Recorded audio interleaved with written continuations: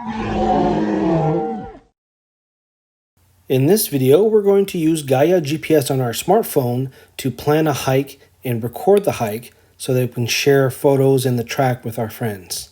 Here we have the map app turned on, and we're going to tap on the crosshairs at the very top here in the middle. Gives us our current location. Now we're going to plan a hike. Now I have wanted to do about an 8-kilometer hike today. I'm not quite sure exactly what kind of route I want to do. So what I want to do is a little bit of hike planning or route planning. So what I'm going to do here is tap on the little circle with the cross, bring up the menu, and I'm going to create a route. And from here, see a little blue circle, depending where it is, we can tap and drag that to our starting point. And from there, we can tap it again. That will bring up our pencil icon, our green pencil icon. You can tap on the pencil. We're going to name this waypoint. This is actually the parking lot. So from our start, and we have that created here. So now what we can do is actually plan out our route. And down at the bottom left, we're going to choose the hiking profile. You can also choose cycling or just straight lines if you're doing some bushwhacking or off-road type of navigation. So now what we can do is simply tap on the screen, and you can notice here that it is snapping onto the road and to the trail. So here, what we're going to do, we're going to follow this trail, and we're just going to simply tap on the map. You can see here that it is snapping to the trail. Notice down at the bottom right, we have our distance. And you can also see an elevation profile here being created. So what we're going to do here is we're going to plot out a 4-kilometer route straight out, doing out and back. Haven't done this section of trail in quite a few years. I'm just going to pan around here and bring it up to here. So we'll see if we're actually going to make it here to this point at the 4.1, but we're going to do 4 kilometers. We're going to save the route, and we have an option here to give it a name, or there's some suggested name from the map data. You can also download some offline maps if we are offline. So I'm just going to tap on the type of medium resolution and turn on the default Gaia Topo Maps. And now with that, our route is created, and now we can actually go for a hike. We're going to tap on the top left, the green record button, and that will actually start to record our track. Now we have our speed, time, and other GPS data being recorded, and now we can actually start our hike. We can tap on the camera icon, also on the green on the top, snap a photo. It will take the GPS information from the photo and snap it on to our track. And now we can continue hiking. All right, so here we are, a kilometer up the trail. What we want to do is save a waypoint. We're going to tap on the circle and the cross at the top, and we're going to add a waypoint, in brackets, my location. You can add a waypoint anywhere, but we want to mark the waypoint at our current location. Here we have the opportunity to save a name if we wanted to. You can also choose from one of the many icons available. So we'll just scroll through this list and probably end up choosing one of the blue pointers. And if you wanted to file it, we can also save it to a folder. So up next here, you can notice here at the top next to our recording and camera green buttons, we have some data fields. We want to change some of these data fields. We can actually tap on anywhere on that row. They'll bring down the data field tray, and we can scroll through the list of data fields available. A little bit less than what you would find on a GPS, but we're going to select the coordinates with the satellite accuracy data field, and we'll tap anywhere on the map to get rid of the drawer. And the next thing we can do here, we can tap next to the crosshairs icon at the top for the full screen. Great if we're mounted on the bicycle and we can have utilize the full screen of our smartphone on this. We can tap on the exit icon here on the map. And we are at almost at our halfway point here. We're going to turn around here shortly, but I noticed something on the map here, and I saw a well-established trail further down here. I want to navigate to this here, so I'm just going to tap on that trail segment in the information button. You can see here that there's a 300 segment. Tap on the 3 dots at the top right, and I'll select guide me, and this will give me basically a navigation to that point. You can see here at the top I have a direction of travel, a distance, and once I start moving, the time until I get to that location. So now here at that location, I'm just going to again tap and scroll up and on the map to take a look and see how far I have to go. So I'm just going to tap on the screen on this trail and tap on the info balloon. You can see here I have a 300-meter segment.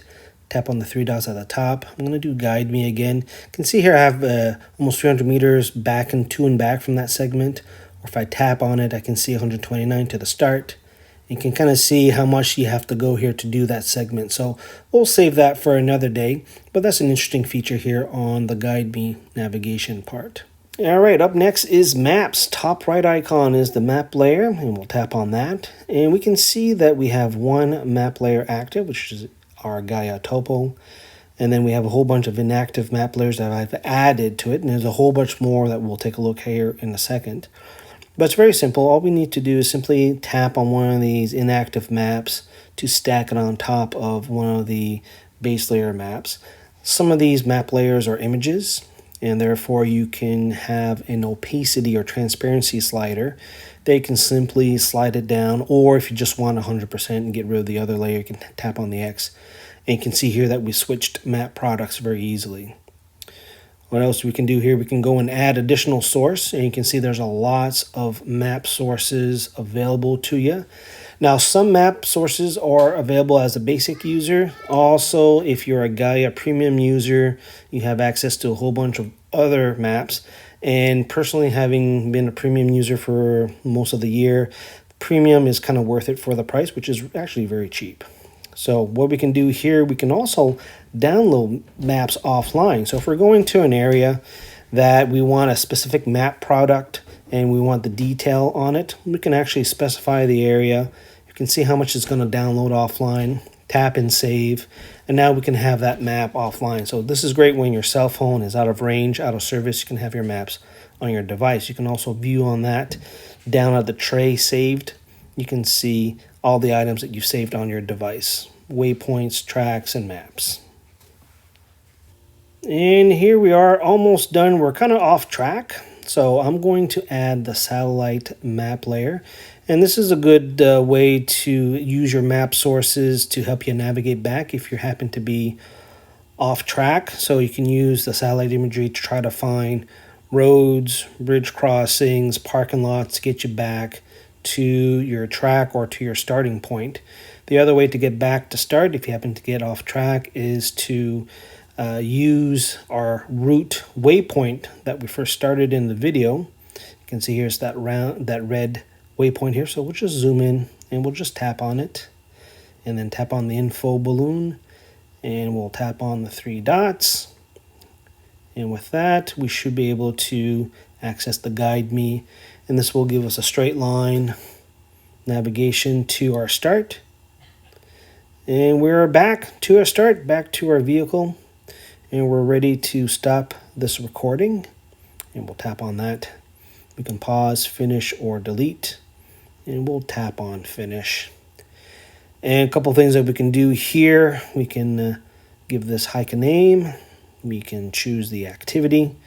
We did hiking today. We can customize the track color. So we're going to choose orange for today. And you notice here in the photo section, we took 3 photos outside of the Gaia app. So we're going to import those into it, and it has those 3 already selected. We can choose additional one if we wanted to, but it has the 3 already selected. So we're going to tap on done here at the top. And with that, only other thing is to give access to this activity. By default, set to everyone, or at least for me it is. You have the option to make it private just for you. And we'll see the additional option later on here once we have this saved, that you can share this to your friends. And with that, we're going to tap on save. And here's our summary of our track. You can see our photos, map, distance, time, elevation. You can scroll through the photos that we took. And you can continue to add photos to this afterwards. So if you have a whole bunch of photos offline or outside the GPS Gaia app, you can add it that way. You can add notes to this if you're making this a public track. You can see all the photos and waypoints you've created during the recording. You can tap on one of those waypoints. You can see the details. Tap on the three dots at the top right to do either an export or a navigation. The share settings, again, it's shared to everybody, but you can make it private and get a share link to that. For the track itself, the whole activity, you can export, you can download the maps for offline, you can duplicate, delete, you can do a bunch of stuff here. And finally, for the whole track, you can make it public or private and get a link from that to share. And there you go. That is basically how you can use Gaia GPS when you're out hiking for the day, and save it and share the details with your friends.